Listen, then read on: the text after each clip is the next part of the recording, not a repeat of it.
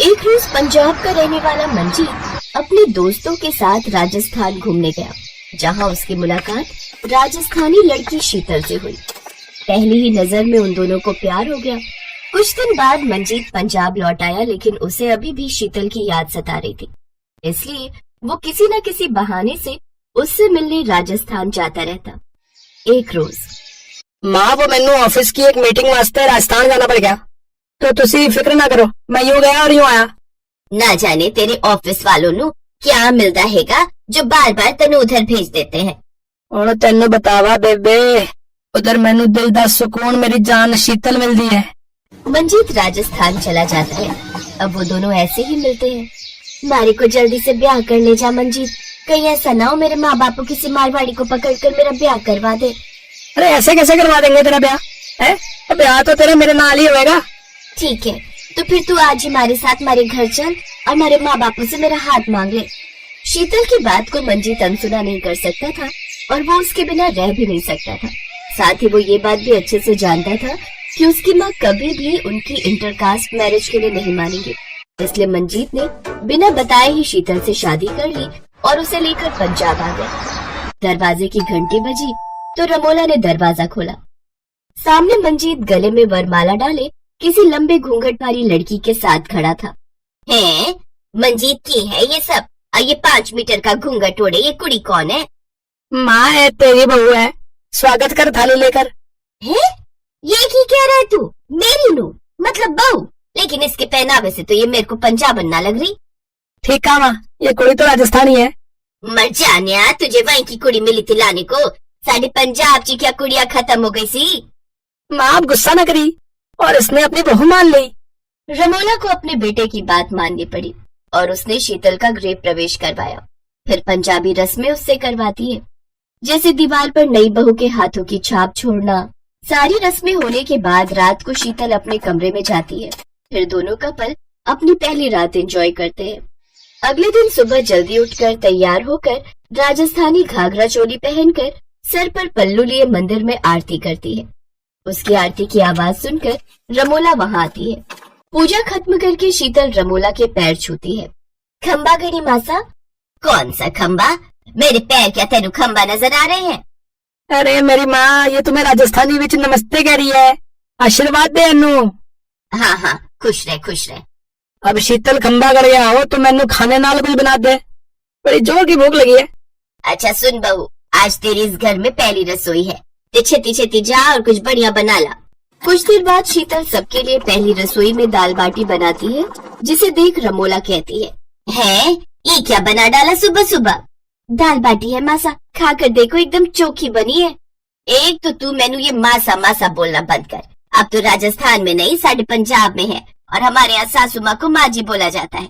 और ये बता, अपनी पहली रसोई में दाल कौन बनाता है और वो भी नाश्ते में? नहीं नहीं, मैनू नहीं खाना ये सब। मेरे लिए तो आलू दे पराठे बना दे।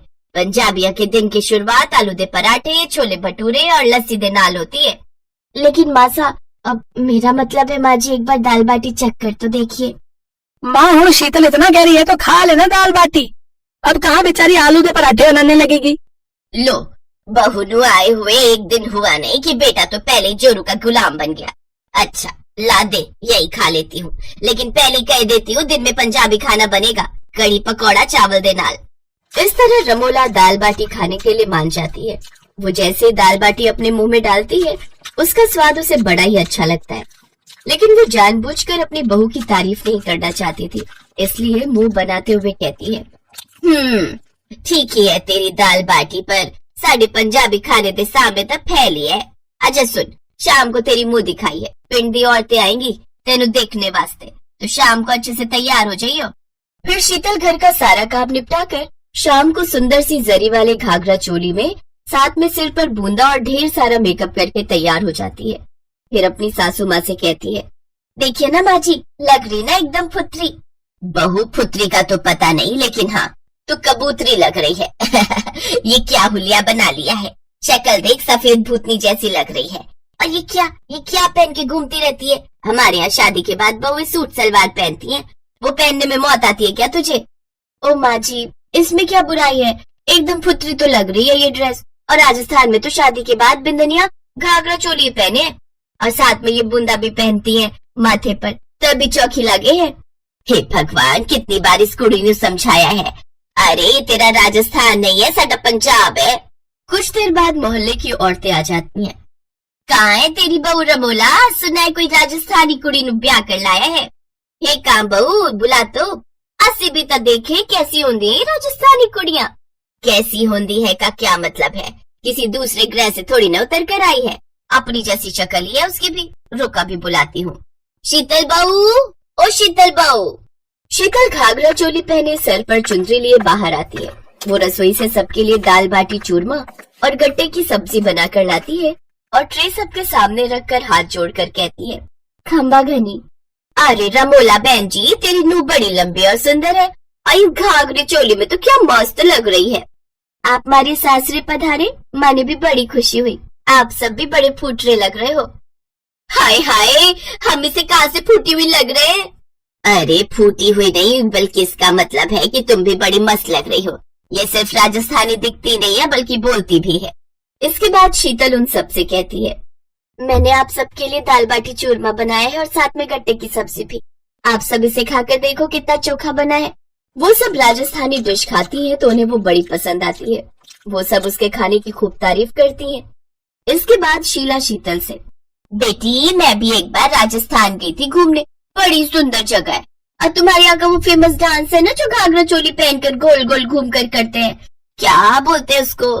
हमारे को लग रहा है आप घूमर की बात कर रहे हो। हाँ घूमर, क्या तुम्हें आता है? ये लो, यहाँ क्या मनोरंजन सभा चल रही है कि तुझे मेरी बहू के ठुमके देखने हैं? हाँ आंटी जी, उसके बिना तो हमारे यहाँ का कोई फंक्शन पूरा ही नहीं होता। ऐसी बात है तो ठीक है, फिर आज हम सब तुम्हारी मुंह दिखाई के फंक्शन पर घूमर करेंगे। इसके बाद शीतल घूमर गाना चलाती है और उन सबके साथ घूमर करने लगती है। वो सभी औरतें घूमर डांस को बड़ा ही एंजॉय करती हैं। अपनी बहू की चंचलता उसका मन भी मोह लेती है। आज राजस्थानी और पंजाबी एक साथ मिलकर घूमर कर रहे थे और यही खास बात भी है हमारे हिंदुस्तान की। किसी भी राज्य का व्यक्ति आसानी से दूसरे राज्य के कल्चर को अपना लेता है और सभी मिलकर एक दूसरे के कल्चर को एंजॉय करते हैं और उसका आदर सम्मान करते हैं।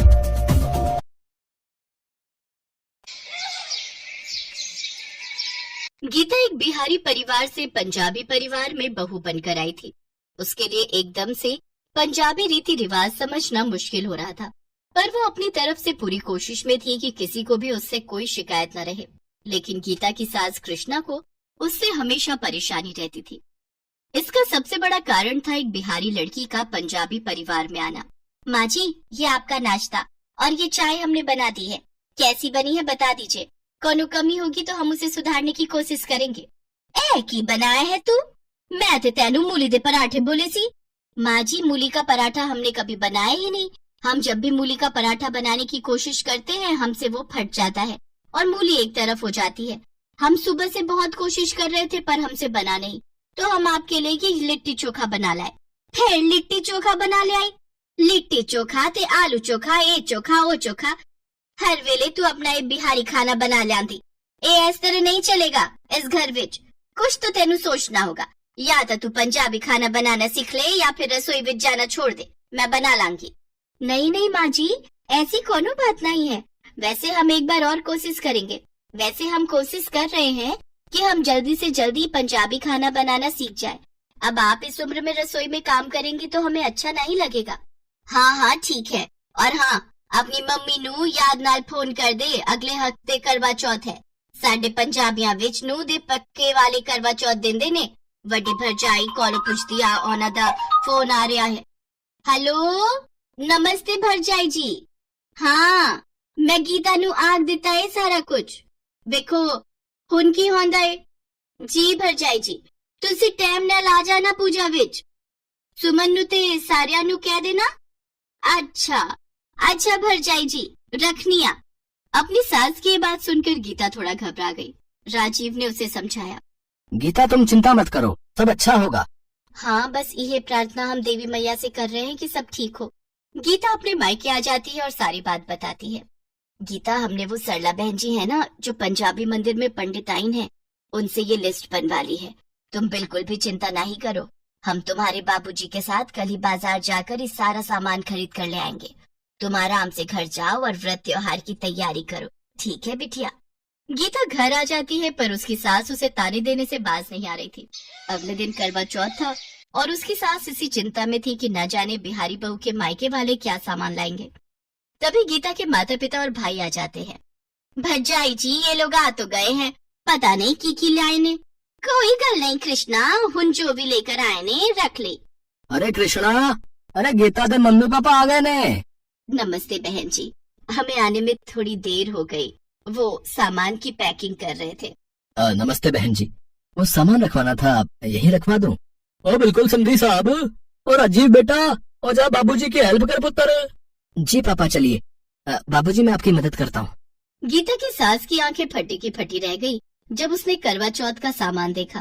तरह तरह की मठरी, शक्करपारे, नमक पारे, मिठाई, मेवे, फल, सबके कपड़े, गहने, साज सज्जा का सामान, सबके लिए अलग अलग लिफाफे और भी बहुत कुछ। इतना बढ़िया उन्होंने पहले करवा चौथ का सामान दिया कि सबने बहुत तारीफ की। लग ही नहीं रहा था कि गीता के परिवार वाले बिहारी होकर पंजाबी फैमिली के लिए इतना अच्छा करवा चौथ का सामान ले आएंगे। अगले दिन गीता अपनी सास और सभी रिश्तेदारों के साथ मिलकर खूब धूमधाम से करवा चौथ का त्योहार मनाती है। माई, तुम यकीन नहीं करोगी, माँ जी तो बिल्कुल बदल गई हैं। उन्हें आपका दिया हुआ सारा सामान बहुत पसंद आया है। सारे रिश्तेदार भी बहुत तारीफ कर रहे थे, बता रही थी माँ जी। सच बिटिया, चलो देवी मैया का लाख लाख शुक्र है, तुम्हारे परिवार को हमारा दिया हुआ सामान पसंद आ गया। गीता पुत्र, फोन पर मम्मी है ना? ला जरा मेरी गल भी करा। जी माँ जी। माँ जी तुमसे बात करना चाह रही हैं, इलो बात करो। अपनी सास के बदलते व्यवहार को देखकर गीता की खुशी का ठिकाना नहीं था। उसकी सारी चिंताएं सचमुच देवी मैया ने दूर कर दी थी। व्यक्ति अगर चाहे तो अपने अच्छे चरित्र से कहीं भी बेहतर स्थान प्राप्त कर सकता है, जैसा गीता ने किया। साथ ही उसके मायके वाले भी बहुत समझदार हैं, जो रिश्तों को कैसे निभाया जाता है ये बहुत अच्छे से जानते हैं। उस दिन के बाद गीता को कभी भी बिहारी और पंजाबी इन रीति रिवाज संस्कृति में कोई फर्क दिखाई दिया ही नहीं, क्योंकि आपस में मेल मिलाप और प्रेम का ताना बाना जो बुन गया था। जिस तरह करवा चौथ और दिवाली पर गीता के घर उसके माता पिता आते हैं, इस तरह गीता के ससुराल वाले भी उनके घर छठ पूजा में शामिल होते हैं और दोनों परिवारों में मेल मिलाप और भी मजबूत